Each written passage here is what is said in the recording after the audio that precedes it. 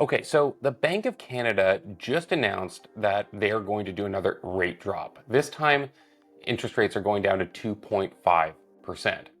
Now, the thing is, years ago, they said that they believed 2.5% was the level where interest rates belonged. They referred to it as home. And so a lot of people are wondering, if this is home, does that mean that now is the smartest moment to lock in a mortgage? I'm Sean P, and I'm a real estate agent living in Victoria, BC. On this channel, I make videos to help people understand how to better navigate our market.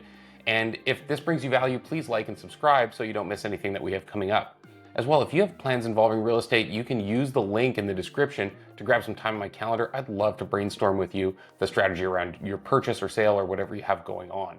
Okay, for today's main topic, I want to unpack this Bank of Canada announcement, and let's start by giving ourselves some context. Experts were forecasting that the Bank of Canada was likely to drop rates. So it's not a huge surprise, but it is still big news. And that's because the Bank of Canada has held its rate for the past 3 announcements. The last time that we saw interest rates go down was in March.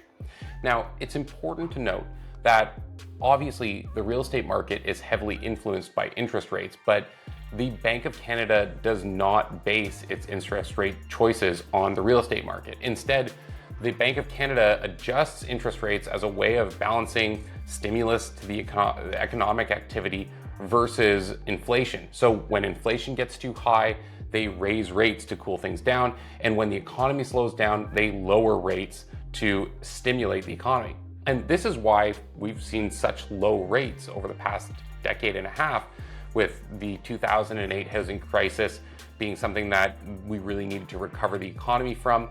And then following that, moving into COVID, the need to stimulate the economy in the uncertain times and with all the changes that were going on. So we've been in an environment where there were really low rates for a long time, but that was essentially emergency mode.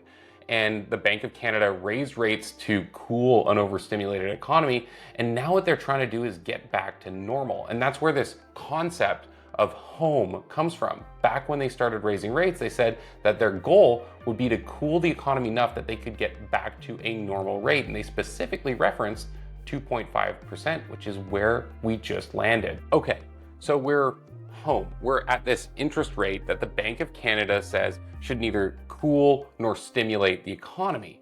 And so that's designed to be something that should create neutrality. And with that, does that mean that now is the moment to lock in a good interest rate on a mortgage? That's the natural question anyone's going to ask, but it's not so easy to answer. The reality is that the Bank of Canada will continue to respond to the economy.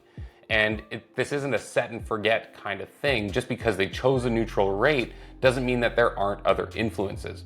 So the Bank of Canada will continue to react. And because of that, banks want to see a little bit of stability from the Bank of Canada before they decide to offer some really good deals on mortgages. Essentially, we're waiting for banks to feel confident that the Bank of Canada nailed it before we'll see the best offers come. And that's something that we've seen historically. The problem is there's a catch. Once the banks start to put out really attractive mortgage rates, housing prices will likely respond. So are we in a window where it makes sense to lock in? Well, yes and no. Right now, we still see some really attractive deals in the market. So there's a real argument for scooping something up now.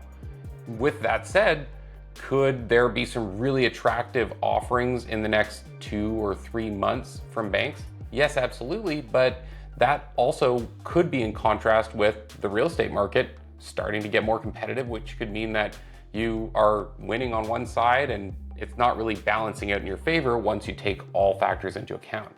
I believe that right now remains a really good time to shop. And especially if you're able to lock in a deal with a longer closing, you might be able to win on both sides. But time will tell, and we don't know what's going to come next from the Bank of Canada or banks in general, especially with the uncertainty that we've seen over the course of the past year. Generally speaking, this is an exciting direction for the banks to take, but no one can tell the future. And everyone's plan is different, and there's a lot of factors outside of the financial side that affect everyone as well. So as always, I appreciate you watching, and if you want to unpack this specific to your situation, grab the link in the YouTube and you can use it to get in touch with me. I'm Sean P. And if you haven't already, please like and subscribe so you don't miss anything else that we have coming up. We'll catch you on the next one.